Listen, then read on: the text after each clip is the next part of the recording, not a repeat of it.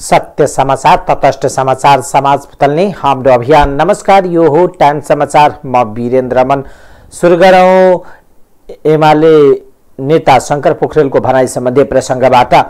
नेकपा एमालेका महासचिव शंकर पोखरेलले एमालेको सरकार नै जनताको अपेक्षा रहेको बताउनु भएको छ। बिहीबार जनकपुर धाम विमानस्थलमा सञ्चारकर्मीसँग कुराकानी गर्दै महासचिव पोखरेलले जनता र कार्यकर्तालाई साथ लिएर बलियो एमालेको सरकार नै जनताको अपेक्षा रहेको बताउनुभयो। लुम्बिनी प्रदेशका पूर्व मुख्यमन्त्री समेत रहेका महासचिव पोखरेलले एमालेले विकास र समृद्धिको मुद्दा लिएर गरिबी र बेरोजगारी समस्या समाधान गर्दै मुलुकको नाटकीय परिवर्तनका लागि विकास निर्माणलाई प्राथमिकता दिने बताउनुभयो। उहाँले एमाले प्रवेशको लहर छ, जनता एमालेको सरकार खोजेको छ, एमालेले सरकारको नेतृत्व गर्छ, विकास र निर्माणका लागि नाटकीय परिवर्तन आउनेछ।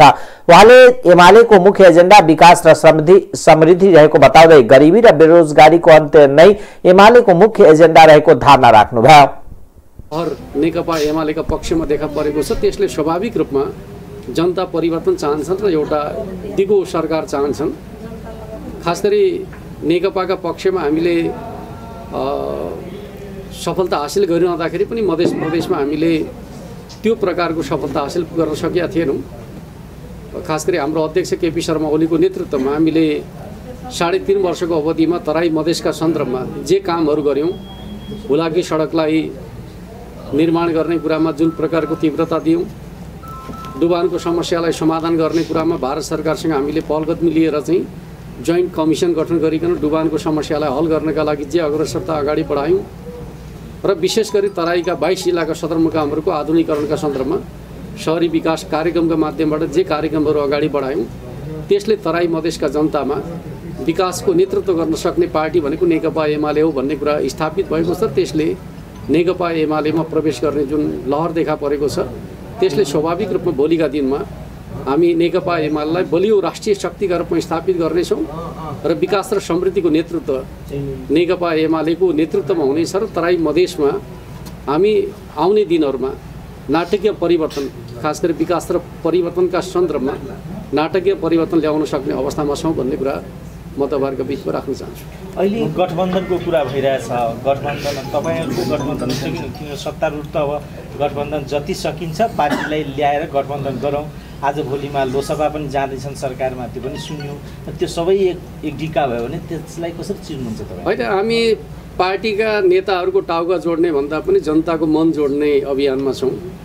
नेताहरू एकातिर रहन्, हामी जनताको साथमा चाहिँ नेकपा एमालेलाई बलियो पार्टीका रूपमा निर्माण गर्छौँ।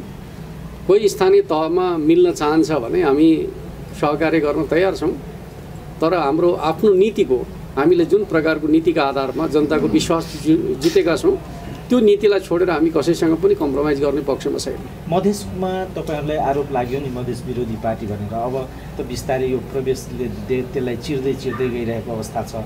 अनि अब मधेसमा तपाईँहरूले कतिको अनुमान गर्नुहुन्छ, कस्तो अवस्था रहन्छ? पहिलो कुरा त हामीलाई मधेस विरोधी भन्नुको तात्पर्य के थियो भने मधेसका ठालुहरू र एक प्रकारले सामन्ती मनोवृत्तिका मान्छेहरूले हामीमाथि लगाएको आरोप थियो। किनकि मधेसका जनताका पक्षमा सबभन्दा ज्यादा आवाज उठाउने पार्टी भनेकै नेकपा एमाले हो। वास्तवमा तराईको किसान आन्दोलनमा रे नहीं जी कहो आन्दोलनको माध्यमबाट हामीले स्वाभिमानको यात्रा अगाडि बढाएका थियौँ र आज मधेसी जनताको स्वाभिमानका पक्षमा हामी छौँ। त्यस अर्थमा म तपाईँहरूलाई के भन्न चाहन्छु भन्दाखेरि आउने चुनावमा हामी मधेसमा जनताको जुन उभार देखा परेको छ, त्यसले अन्य पार्टीहरूको अस्तित्व नै सङ्कटमा छ भन्ने म ठान्छु। अहिले परिणामको आकलन यति सङ्ख्यामा भन्ने कुरा उचित हुँदैन। जनता परिवर्तन खोजेका छन् र त्यो परिवर्तनको नेतृत्व नेकपा एमाले गर्दैछ। अब कुन मुद्दा लिएर एमाले यो स्थानीय तहको चुनावमा जानेछ? अहिले हाम्रो मुद्दा भने त विकास र समृद्धिको मुद्दा हो। खास गरी तराई मधेसमा र सिङ्गो देशमा अविकासको समस्या, गरिबीको समस्या र बेरोजगारीको जुन समस्या छ, त्यो समस्यालाई केन्द्रबिन्दुमा राखेर चाहिँ तीव्र आर्थिक विकास गर्ने र त्यसको माध्यमबाट आर्थिक सामाजिक विकास गर्ने, रोजगारीका अवसरहरू वृद्धि गर्ने। महासचिव पोखरेलले विगतमा एमाले प्रति मधेसमा सामन्ती मनोवृत्तिको थलो रहेकोले भ्रम छर्ने र अफवाह फैलाउने कार्यलाई विफल पार्न सफल भएको पनि बताउनुभयो। धनुषामा एक वर्षमा 219वटा लैंगिक हिंसाको घटना घटेको छ। बिहिबार पत्रकारसँग अन्तर्क्रिया कार्यक्रममा ओरेक नेपाल धनुषाले सार्वजनिक गरेको तथ्याङ्क अनुसार 2021मा धनुषामा 319वटा लैंगिक हिंसाको घटना दर्ता भएको हो। ओरेक नेपाल धनुषाकी प्रमुख रोजलिन बछारले यस अवधिमा 87वटा घरेलु हिंसा, 14वटा रेप र 3वटा सामूहिक बलात्कार, 3वटा बलात्कारको प्रयास, 11वटा यौन दुर्व्यवहारको घटना दर्ता भएको हो। गत वर्ष प्रेममा 33 जनासँगको विश्वासघात भएको ओरेक नेपालको तथ्याङ्कले देखाएको छ। प्रमुख बछारले 2021मा मानव बेचबिखनको 9वटा, घरेलु हिंसामा 2 जना पुरुष पीडित भएको घटना दर्ता भएको जानकारी दिनुभयो। त्यस्तै अन्य प्रकृतिका 2वटा घटना दर्ता भएको हो। 2021मा चाहिँ हाम्रो 88 हैन 88 जना चाहिँ आउनु भएको सेवा लिनु भएको छ, जसमा चाहिँ हामीले 74 जनालाई चाहिँ कानुनी परामर्श गरेका छौं भने कानुनी सहयोग नै चाहिँ 61 जनालाई गरेका छौं। त्यसैगरी स्वास्थ्य उपचार सेवा 52 जनालाई गरेका छौं, प्रस्तुति स्याहार 6 जनालाई, कपडा सहयोग 72 जनालाई, शिक्षामा सहयोग 1 जनालाई, त्यहाँभित्र पनि सुरक्षित आवासभित्र पनि विभिन्न किसिमको अभिमुखीकरणहरू हामी प्रदान गर्छौं, जसमा 20 जना चाहिँ उहाँ अभिमुखीकरण पाउनु भएको छ। त्यस्तै जीविकोपार्जनको सिप विकास तालिम, त्यहाँभित्र पनि विभिन्न तालिम हुन्छ जो अलिकति लामो समय बस्नुहुन्छ, उहाँलाई चाहिँ 6 जनालाई चाहिँ हामीले त्यस्तो तालिम दिएको छौं र 1 जना प्रभावित जो चाहिँ ग्याङ रेपमा पर्नु भएको बहिनी हुनुहुन्छ 13 वर्षको, उहाँको बच्चा पनि जन्मेको छ, उहाँलाई पुनर्स्थापना चाहिँ भएको छैन हैन, गराउन सकिँदैन अवस्था पनि, र उहाँलाई चाहिँ कहाँ पुनर्स्थापना गराउने भन्ने कुरा पनि हामी अहिले चाहिँ अलिकति त्यसमा सोचिराखेका छौं र उहाँले पनि त्यो लामो समय बस्ने भएकोले उहाँले पनि त्यसमा जीविकोपार्जनमा उहाँ पनि हुनुहुन्छ र 2 जना हामीसँग त्यस्तो हुनुहुन्छ जो 13 वर्षको हुनुहुन्छ र उहाँको दुईटैको चाहिँ सन्तान भएको चाहिँ अवस्था छ त्यो रेपबाटै। त्यसैगरी फलोअप फोनबाट अब हामी कहाँ कुनै पनि घटना आइसकेपछि अनि उहाँ जानुहुन्छ, त्यसपछि हामी उहाँलाई चाहिँ फोनबाट उहाँको अवस्थाको बारेमा चाहिँ फलोअप गर्छौं। त्यो के भन्छ फेरि सधैँ उहाँहरूका जाँदाखेरि पनि उहाँहरूलाई चाहिँ अलि अप्ठ्यारो हुँदो रहेछ कि अब संस्था आइसकेपछि चाहिँ, त्यही भएर हामी चाहिँ त्यो 88 जना मध्ये चाहिँ 14 जनाको चाहिँ मात्रै स्थलगत अनुमान गरेका छौं, जना चाहिँ सुरक्षित आवासमा अहिले पनि हुनुहुन्छ।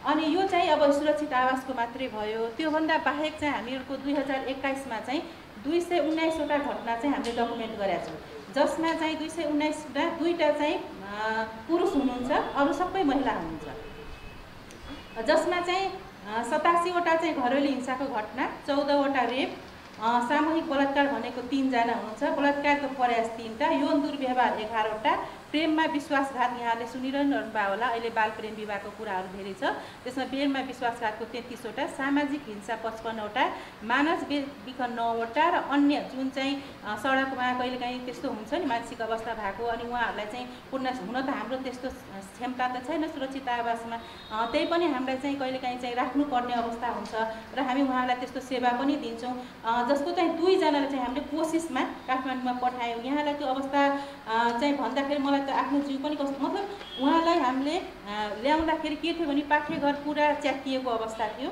हैन, हामीले पठाउँदाखेरि पाठेघर च्यातिएको, एकजना मानसिक अब रेपमा परेर त्यसपछि उहाँको संवेदनशील अनुमा चाहिँ प्लास्टिकले बाँधिएको थियो। भनाइको मतलब जो चाहिँ मानसिक अवस्था उहाँको गुमेको थियो, उहाँको चाहिँ अवस्था त्यस्तोलाई चाहिँ अहिले चाहिँ इलाज चलिरहेको। ओरेक नेपालले गत वर्ष 74 जनालाई कानुनी परामर्श, कानुनी सहयोग 61 जनालाई, स्वास्थ्य उपचार सेवा 52 जनालाई, प्रसूति स्याहार 6 जनालाई, कपडा सहयोग 72 जनालाई गरेको छ।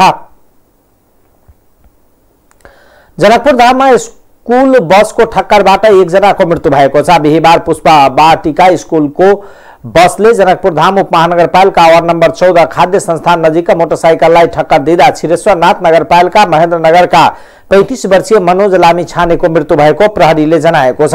जनकपुर धामबाट लक्ष्मीनियातर्फ जाँदै गरेको प्रदेश 2 03-001 ख 0532 नम्बरको बसले 82 च 9094 नम्बरको मोटरसाइकललाई ठक्कर दिँदा गम्भीर घाइते भएका लामी छानेलाई उपचारको लागि प्रादेशिक अस्पताल जनकपुर धाममा ल्याउँदा चिकित्सकले मृत घोषणा गरेको प्रहरीले जनाएको छ। ठक्कर दिने बसका चालक फरार रहेको र खोजी भइरहेको तथा यस घटनाको सम्बन्धमा थप अनुसन्धान भइरहेको प्रहरीले जनाएको छ। महोत्तरीमा खेत जोत्ने क्रममा ट्र्याक्टरको रोला भेटरमा परेर एक बालकको मृत्यु भएको छ। महोत्तरीको सोनमा गाउँपालिका 8 शिवनगर गाउँमा खेत जोत्ने क्रममा रोटाभेटरमा परेर स्थानीय कलाम हुसैनका 5 वर्षीय छोरा अक्सर अलीको मृत्यु भएको जिल्ला प्रहरी कार्यालय महोत्तरीका प्रहरी प्रवक्ता प्रहरी नायब उपरीक्षक प्रकाश विष्टले जानकारी दिनुभयो। बुधबार साँझ ट्र्याक्टर चालक 25 वर्षीय रामबाबुले गाउँकै मुस्तिकिम अन्सारीको खेतमा अनटेस्ट ट्र्याक्टरमा रोला भेटर लगाई बालक अक्सरलाई आफूसँगको सिटमा बसाएर खेत जोत्दै गर्दा अचानक तल झर्दा रोला भेटरमा परेर उनको मृत्यु भएको प्रवक्ता विष्टले बताउनुभयो। घटना पश्चात चालक महेश फरार भएका छन् भने उनको खोजी तलास भइरहेको प्रहरीले जनाएको छ। सर्लाहीमा घरबाट विद्यालय जानका लागि हिँडेकी छात्राको क्रेनको ठक्करबाट मृत्यु भएको छ। बिहिबार मध्याह्न बागमती नगरपालिका 7 राजघाट नेमीचोक नजिक क्रेनको ठक्करबाट स्थानीय 17 वर्षीय छात्राको मृत्यु भएको प्रहरीले जनाएको छ। साइकलबाट नवजागरण मावि अध्ययन गर्न निस्केकी सुमित्रा परियारलाई विपरीत दिशाबाट आउँदै गरेको क्रेनले ठक्कर दिएको प्रहरीले जनाएको छ। क्रेनको ठक्करबाट सुमित्राको घटनास्थलमै मृत्यु भएको छ। यता प्रहरीले क्रेनमा रहेका चालक सहित 3 जनालाई नियन्त्रणमा लिएर अनुसन्धान थालेको इलाका प्रहरी कार्यालय बरहथवाले जनाएको छ। पर्सामा दुईवटा मोटरसाइकल एक आपसमा ठोकिँदा 2 जनाको मृत्यु भएको छ भने अन्य 3 जना घाइते भएका छन्। पोखरिया नगरपालिका 3 स्थित पोखरिया लंगडी सडक खण्डमा बिहिबार ना 3 प 1026 र प्रदेश 203004 प 7476 नम्बरको मोटरसाइकल एक आपसमा ठोकिँदा 2 जनाको मोटरसाइकल चालकको घटनास्थलमै मृत्यु भएको प्रहरीले जनाएको छ। इलाका प्रहरी कार्यालय पोखरियाका प्रहरी निरीक्षक दीपक थापाका अनुसार मृत्यु हुनेमा ना 3 प 1026 नम्बरको मोटरसाइकल चालक धोबिनी गाउँपालिका 2 गुलरियाका 35 वर्षीय ललन प्रसाद कुर्मी र प्रदेश 203004 प 7476 नम्बरको मोटरसाइकल चालक सखुवा पर्सौनी गाउँपालिका 5 सेक्टारका 29 वर्षीय हसिन्दर सहनी रहेका छन्। घाइते हुनेमा ना 3 प 1026 नम्बरको मोटरसाइकलमा सवार धोबिनी गाउँपालिका 2 का 20 वर्षीय रोजदीन मिया प्रदेश 203004 प 7476 नम्बरको मोटरसाइकलमा सवार सखुवा पर्सौनीका 19 वर्षीय सुपेन राउत र रञ्जित महतो रहेका छन्। सत्ता साझेदार दलहरूले आसन्न स्थानीय तहको निर्वाचनमा चुनावी तालमेल गर्ने सहमति गरेका छन्। सत्ता साझेदार दलका शीर्ष नेताहरूको बसेको बैठकले आगामी वैशाख 30 गते हुने स्थानीय तहको निर्वाचनमा दलहरू मिलेर जाने निर्णय भएको राष्ट्रिय जनमोर्चाका उपाध्यक्ष दुर्गा पौडेलले जानकारी दिनुभयो। बैठकमा चुनावी तालमेलका लागि स्थानीय स्तरमा सत्ता साझेदार दलहरू सम्मिलित संयन्त्र बनाउने समेत सहमति भएको छ। नेपाली कांग्रेसको यही चैत 15 गते सम्पन्न केन्द्रीय कार्यसमितिको बैठकले स्थानीय तहको निर्वाचनमा स्थानीय अवस्था र आवश्यकता अनुरूप सत्ता गठबन्धनमा रहेका अन्य दलसँग चुनावी तालमेल गर्न सक्ने नीतिमा निर्णय गरेको थियो। शीर्ष नेता बीच सत्ता साझेदार दलको अर्को बैठक यही चैत 21 गते बस्ने सहमति भएको छ। बैठकमा गठबन्धनका नेताहरूले प्रधानमन्त्री एवं कांग्रेसका सभापति शेरबहादुर देउवालाई आसन्न भारत भ्रमणको शुभकामना दिँदै द्विपक्षीय मुद्दाको सम्बोधनका लागि कूटनीतिक पहल गर्न समेत आग्रह गर्नुभएको थियो। प्रधानमन्त्री देउवाले आफ्नो भारतीय समकक्षी नरेन्द्र मोदीको सौहार्दपूर्ण निमन्त्रणामा यही चैत 18 देखि 20 गतेसम्म भारतको औपचारिक भ्रमणमा जाँदै हुनुहुन्छ। प्रधानमन्त्री निवास बालुवाटारमा बसेको बैठकमा प्रधानमन्त्री देउवा, नेकपा माओवादी केन्द्र, नेकपा एकीकृत समाजवादी जनता पार्टी र नेपाल र जनमोर्चाका शीर्ष नेताहरू सहभागी हुनुहुन्थ्यो। प्रधानमन्त्री शेरबहादुर देउवाले वर्तमान सरकार पूर्ण प्रेस स्वतन्त्रताप्रति प्रतिबद्ध रहेको बताउनु भएको छ।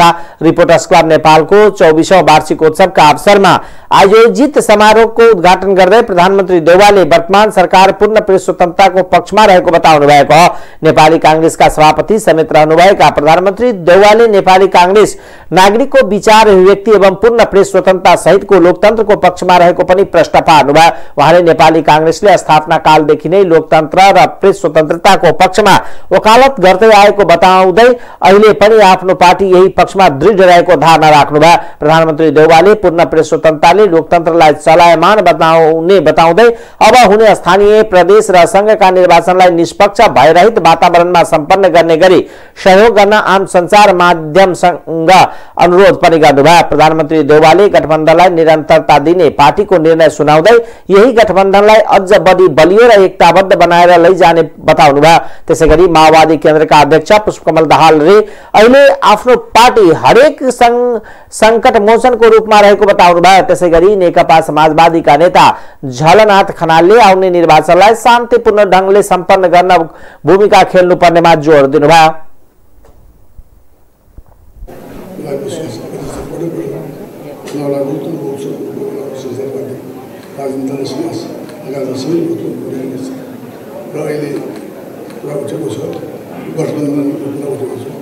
पार्टीले गठबन्धनलाई सबै दाबी निर्णय गरेको छ। यसमा त्यो मान्छे अरू पार्टीले पनि गठबन्धन भएको छ। वास्तवमा सबै अरू पार्टीका नेताहरूले त्यो सहयोगमा प्राविष्ट भएको हो। त्यसैले पनि हालमा चाहिँ उहाँको सहयोग पनि सहयोग अझ बढी एकताबद्ध रूपमा अगाडि बढाउनेछु। गठबन्धन हाम्रो अगाडि बढ्नेछ भन्ने विश्वास गर्न चाहन्छु। शान्तिमा कहीँ अठारलाई भगाउने मिलाउने काम त राजनीतिक हो। अठारलाई चाहिँ नागरिक होइन। त्यसै कारण 18 विश्वास गरेको छु।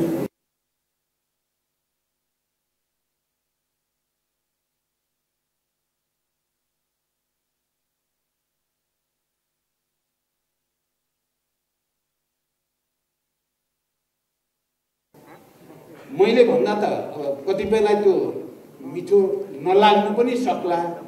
माओवादी केन्द्र कस्तो भएको छ भने देशमा आउने प्रत्येक राजनीतिक सङ्कटलाई मोचन गर्न भूमिका खेल्नुपर्ने, तर त्यही अनुसार सबैले चाहिँ स्वीकार गर्न पनि नसक्ने बडो विचित्रको स्थितिमा माओवादी केन्द्र छ। शान्ति सम्झौता, संविधान निर्माण, संविधानपछि निर्वाचनतिर देश लैजाने कुरा, गठबन्धन बनाउने कुरा, प्रधानमन्त्री बनाउने कुरा, सेना समायोजन, हतियार व्यवस्थापन गर्ने कुरा सबैमा र अहिले पछिल्लो एमसीसी सम्म आउँदा पनि देशलाई राजनीतिक अप्ठ्यारोबाट बचाउनेमा चाहिँ माओवादी केन्द्र अग्रसर नै छ। र अहिले म के देख्छु भने गत सालका जे राजनीतिक परिघटनाहरू भए र माओवादी केन्द्र समेतले जे भूमिका खेल्यो, जनतामा एकचोटि फेरि माओवादी प्रति आकर्षण बढेको मैले देख्छु। म देशभरि घुमेको छु, तपाईहरु सबैले देख्नु भएको छ। अहिले एकचोटि फेरि साँच्चै संविधानको रक्षा गर्ने, गणतन्त्रको रक्षा गर्ने, समावेशिताको रक्षा गर्ने, समानुपातिकताको रक्षा गर्ने, देशलाई अप्ठ्यारोबाट रक्षा गर्ने चाहिँ माओवादी केन्द्र नै रहेछ भन्ने बुझाइ जनतामा वृद्धि भएको मैले देख्छु। तर यसो भनेर म कुनै अहंकार गर्दै छैन। हाम्रो लागि राजनीतिक स्थायित्व र आर्थिक विकासको वातावरण बनाउने कुरा प्रमुख कुरा छ। त्यसको निम्ति हामी निरन्तर लागिरहनेछौँ। को अपेक्षालाई पूरा गर्ने हिसाबले र एकदमै गुणस्तरीय ढङ्गले नेपालको निर्वाचन साँच्चै नै शानदार ढङ्गले र साँच्चै एउटा नमुनापूर्ण ढङ्गले सम्पन्न भयो भनेर विश्व जगतले पनि त्यसबारेमा चाहिँ निष्कर्ष निकाल्न सकोस्। त्यो हिसाबले सम्पन्न गर्नु र गराउनु पर्ने आवश्यकता छ र त्यसको लागि मिडियाले खेल्नुपर्ने भूमिका मिडियाले त्यही ढङ्गले खेलोस् र रिपोर्टर्स क्लबले पनि यो क्षेत्रमा महत्त्वपूर्ण भूमिका खेलोस्। प्रधानमन्त्रीसँग हाम्रो कुराकानी नै हुनेवाला छ केही घण्टा पछाडि। त्यसबारेमा हामी सबै कुराहरू गर्छौँ नै। प्रधानमन्त्रीको भारत भ्रमण राम्रो ढङ्गले सफल होस्, मेरो हार्दिक शुभकामना छ। उहाँले निर्वाचनले लोकतन्त्रलाई संस्थागत गर्ने समेत जिकिर गर्नुभयो।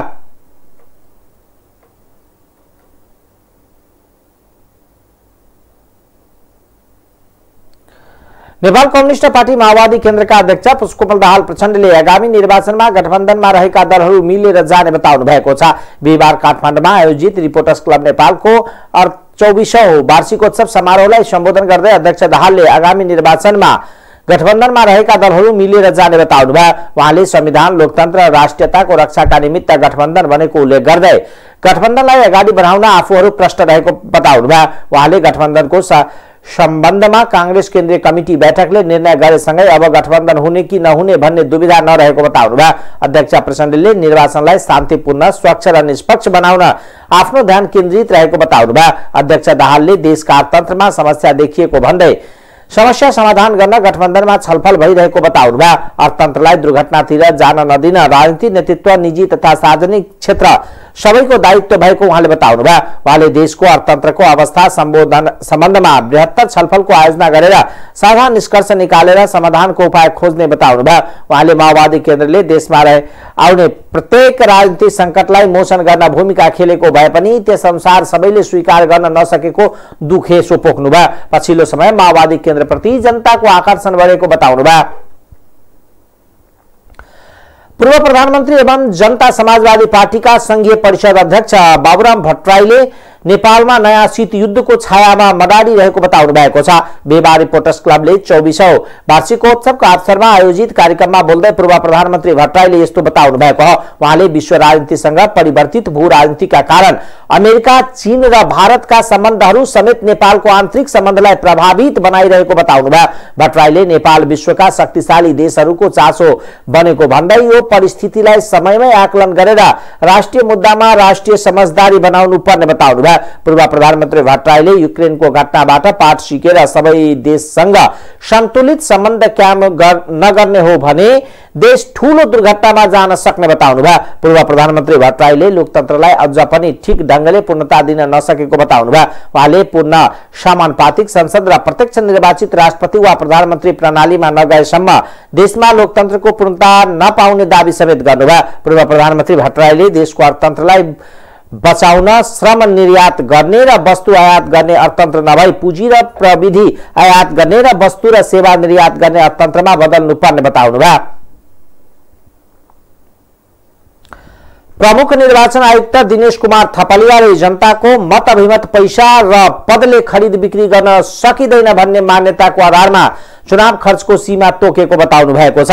बिहिबार ललितपुरमा आयोजित निर्वाचन आचार संहिताको प्रभावकारी कार्यान्वयनमा निर्वाचन सरकारवालाहरूको भूमिका विषयक अन्तर्क्रिया कार्यक्रममा बोल्दै उहाँले यस्तो बताउनु भएको हो। राजनीतिक दलहरू चुनाव खर्च महँगो भयो भन्ने तर त्यसको सीमा तोक्दा विरोध गर्न नमिल्ने प्रमुख आयुक्त थपलियाको तर्क थियो। उहाँले हामी चुनाव महँगो भड्किलो भयो भन्छौं अनि चुनाव खर्चको सीमा तोक्दा किन आपत्ति, चुनाव खर्च धेरै भए लोकतन्त्र नै खतरामा पर्न सक्ने बताउनु भयो। एउटा अध्यक्षले 3 लाख रुपियाँ खर्च गरेर आफ्नो गाउँपालिका भित्र गएर म उम्मेदवार हुँ, मेरो यो सिद्धान्त निष्ठा विचार छ भनेर तोकिएको खर्चमा भन्न सक्दैन भने त्यसका लागि यसमा पूर्णावलोकन गर्न सकिने बताउनु भयो। यदि त्यसो हो भने शङ्काको प्रति यो अलिकति अप्ठ्यारो क्वेसन मैले देखिरहेको छु। आफैले आफैलाई शङ्का गरेर आफैले आफैलाई अविश्वास गर्न मिल्छ कि मिल्दैन, यो कतिको सजिलो होला, एकछिन मन्थन पो गर्नुपर्ला कि जस्तो पनि लाग्छ। अथवा भनौँ आफूले पालना गर्नुपर्ने जुन आचार संहिता अथवा कुनै पालना गर्नुपर्ने विषय छ त्यो पालना गर्नको निम्ति म आफै बाधक र म आफै चुनौती हुँ भनेर भन्न मिल्ने कि नमिल्ने, मैले फेरि अर्को गोष्ठी पो गर्नु पर्ला कि जस्तो पनि महसुस गरिरहेको छु यो विषयमा। खैर छोडिदिउँ त्यता। मेरो विनम्रतापूर्वक सबैसँग के अनुरोध छ भने हामीले यो आचार संहिता सबैको सहभागितामा अत्यन्त ठुलो मेहनतका साथ बनाएका हौँ। हामीले पहिले कानुन विज्ञहरूको टिम बनायौँ, त्यसले एउटा ड्राफ्ट बनायो र त्यो ड्राफ्ट बनाउँदा पनि हामीले 74 सालको निर्वाचनपछि प्राप्त आचार संहितामा यस्ता यस्ता कुराहरू समावेश गर्नुपर्छ भनेर सबै सरकारवालाहरूले दिएको सुझावको आधारमा आफैले पालना गर्नुपर्ने दस्तावेज हो, के गर्न सकिन्छ भनेर भन्यौँ। म यसमा धेरै जान चाहन्न। हाम्रो एउटा जीवन पद्धति नै बनिसकेको सामाजिक सञ्जाल छ, तर सामाजिक सञ्जालको दुरुपयोग हुन सक्ने सम्भावना खतरा अहिले पनि उत्तिकै छ। तर निर्वाचन आयोगले सामाजिक सञ्जालको नियमन सम्बन्धी व्यवस्था अगाडि बढाएको छ र हामी गृह मन्त्रालय, नेपाल प्रहरी, यो चाहिँ प्राधिकरण, दूरसञ्चार प्राधिकरण र विज्ञहरूको टोली सहित भएको एउटा समूहद्वारा यसको नियमन, यसको अनुगमन र जुन किसिमका दुष्प्रचार र हेट स्पिचका कुराहरू छन् कम्तीमा निर्वाचनको सन्दर्भमा त्यस्ता कुराहरूलाई तत्कालै नियन्त्रण गर्ने गरी आवश्यक पद्धति, आवश्यक प्रक्रिया अगाडि बढाउने कुरा म निवेदन गर्न चाहन्छु। र म यसो भनिरहँदा के पनि भन्न चाहन्छु भने आयोगले कतिको कारबाही गर्न सक्दो रहेछ भनेर आयोगलाई जाँच्न गलत गर्दा अलिकति अप्ठ्यारोमा पर्न सकिन्छ कि भन्ने हेक्का राखिदिनको निम्ति प्रमुख निर्वाचन आयुक्त दिनेश कुमार थपलियाले निर्वाचन आचार संहिताको पालनमा राजनीतिक दल र उम्मेदवारहरू कतिको प्रतिबद्ध छन् भनेर आयोगले हेर्न चाहेको पनि बताउनुभयो। उहाँले निर्वाचन आचार संहिता पालन नगर्ने दल र उम्मेदवारलाई कारबाहीका लागि सिफारिस गर्ने अधिकार पनि आयोगले उनीहरूलाई नै दिएको प्रश्न पार्नुभयो। अब आर्थिक समाचार।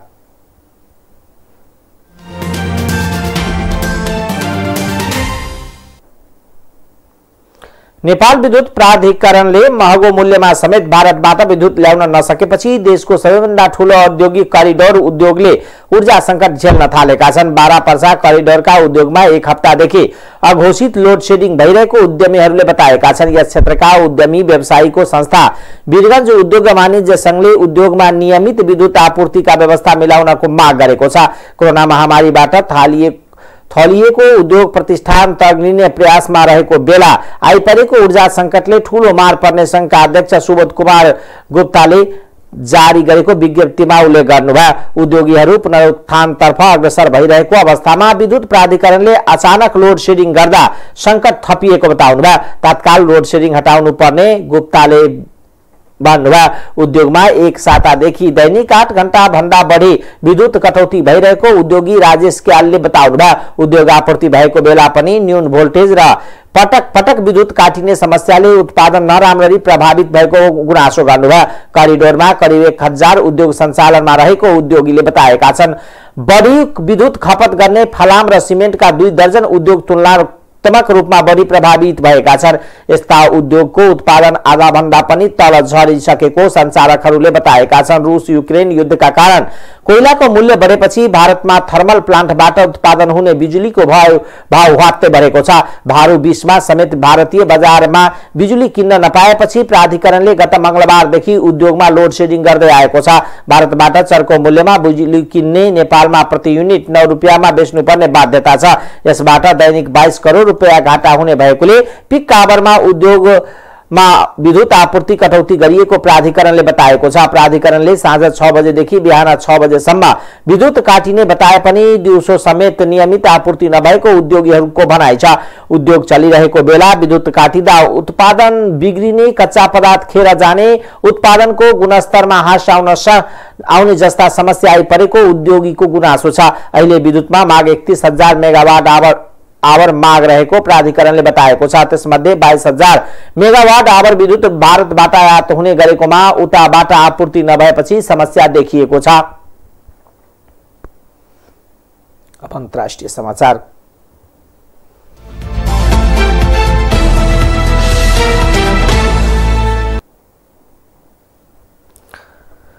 मध्य तथा पश्चिम भारतमा केही दिन थप गर्मी बढ्ने भारतीय मौसम विज्ञान विभागले जनाएको छ। अबका 4 दिनसम्म मध्य तथा पश्चिम भारतमा तातो हावासँग लुका कारण जनजीवन प्रभावित बन्न सक्ने विभागले चेतावनी दिएको छ। दिल्लीको तापक्रम 40 डिग्री सेल्सियससम्म पुग्न सक्ने अनुमान छ। तापक्रम बढ्न थालेपछि मध्य र पश्चिम भारतमा जनजीवन प्रभावित भएको छ। दिउँसो घर बाहिर निस्किन समस्या भएको भारतीय सञ्चार माध्यमले जनाएका छन्। अप्रिल 3 अर्थात् आउँदो आइतबारसम्म अरुणाञ्चल, असम, मेघालयमा ठूलो पानी पर्ने पूर्वानुमान गरिएको विभागले जनाएको छ। रूसले आक्रमण सुरु गरेदेखि हालसम्म युक्रेन छोड्नेको संख्या 40 लाख नाघेको छ। यो संख्या युद्धको सुरुमा गरिएको अनुमान भन्दा सबैभन्दा बढी हो। संयुक्त राष्ट्रसङ्घका अनुसार पलायनको गति र मापन दोस्रो विश्वयुद्धका भन्दा बढी छ। राष्ट्रसङ्घीय बालकोष युनिसेफले 5 हप्ताको अवधिमा देशका अनुमानित 75 लाख बालबालिका मध्ये आधा भन्दा बढी विस्थापित भएको बताएको छ। 25 लाख आन्तरिक र 18 लाख विदेशमा विस्थापित भएको जनाइएको छ। देश छाडेर भागेका मध्ये 90% महिला र बालबालिका रहेका छन्। शरणार्थीका लागि संयुक्त राष्ट्रसङ्घीय उच्चायुक्त UNHRCले युद्धले अन्ततः 4 लाख शरणार्थी सिर्जना गर्न सक्ने बताएको छ। यसैबीच UNHCR का प्रमुख फिलिप ग्रान्डी युद्धबाट विस्थापित उत्पन्न परिस्थिति लगायतका विषयमा छलफल गर्न युक्रेन पुगेका छन्। रूसले ट्रेडमार्कको स्वामित्व रहेको स्वीकृति बिना नै आयातलाई अनुमति दिने भएको छ। आफ्ना उत्पादनलाई रूसमा निर्यात रोक्न पश्चिमा देशको प्रतिबन्धको प्रतिक्रिया स्वरूप रूसले यो निर्णय गरेको हो। यसअघि ट्रेडमार्क धनीको अनुमति बिना रूसमा सामान बेच्न नमिल्ने व्यवस्था रहेको थियो। आयात गरिने उत्पादनको सूचीबारे उद्योग तथा व्यापार मन्त्रालयसँग समन्वय गर्नुपर्ने रूसको सरकारले जनाएको छ। प्रधानमन्त्री इल मिस्टुनिङले साना र मध्यम खालका व्यवसायले लागि राहत योजनाको अंशको रूपमा समानान्तर आयातलाई अनुमोदन गर्नुभएको बीबीसीले जनाएको छ। रुसले युक्रेनमा गरेको आक्रमणपछि पश्चिमा देशले लागू गरेको प्रतिबन्धका कारण मुद्रास्फीति वृद्धि भएको छ। रुबलको मूल्य घटेको बेला रुसको वार्षिक मुद्रास्फीति बढेर यसै हप्ता 15.66% पुगेको छ। अब खेलकुद समाचार।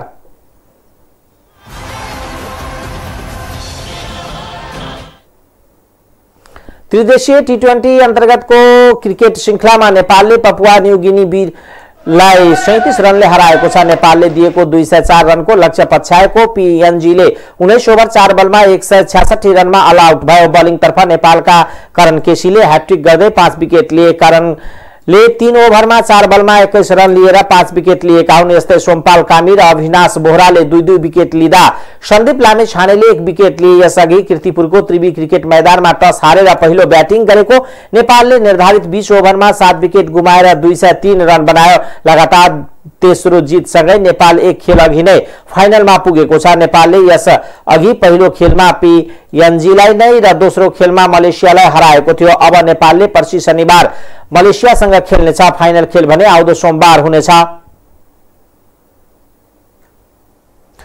एशियन कप फुटबल छनौट प्रतियोगिताका लागि 24 जना खेलाडीलाई बन्द प्रशिक्षणमा डाकिएको छ। मुख्य प्रशिक्षक अब्दुल्ला अल मुतुरीले बन्द प्रशिक्षणका लागि 24 खेलाडीको नाम तय गरेको अखिल नेपाल फुटबल संघ एन्फाले जनाएको छ। आउँदो अप्रिल 15 तारिकदेखि बन्द प्रशिक्षण सुरु हुने एन्फाले जनाएको छ। छनौटको समूह ए मा नेपाल सहित कुवेत, इन्डोनेसिया, जोर्डन रहेका छन्। छनौट खेल आउँदो जुन 8 तारिकदेखि कुवेतमा हुनेछ। टाइम्स समाचार अहिलेको लागि यति नै। हेर्दै गर्नुहोला टाइम्स टेलिभिजन। नमस्कार।